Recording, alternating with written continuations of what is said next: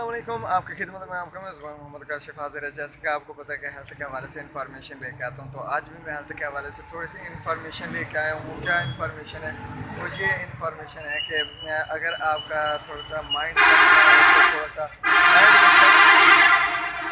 Mind को set करने के लिए तो अच्छी जगह का इंतखाब करना चाहिए। वो अच्छी जगह क्या हो सकती है? किसी पार्क में या किसी किसी सहराई इलाके में, किसी भी जगह पे आप जा सकते हैं। तो आज मैं थोड़ा सा डिस्टर्ब था किसी एक बात के ऊपर, तो मेरे माइंड थोड़ा सा फ्रेश नहीं था, तो थकावट भी थी और भी बहुत सारी वजूहत थी, जिसकी वजह से आज मैंने जो डिसाइड किया था, मैंने कहा किसी जगह पे जाके खाना खाते हैं। तो आज मैं कैफ़े 11 होटल के ऊपर आया हुआ हूँ।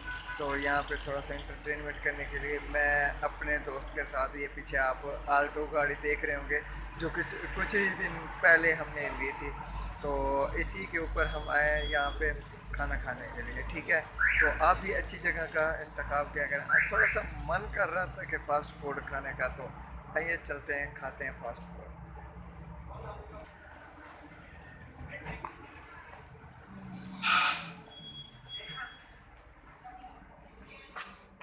सॉरी, रास्ते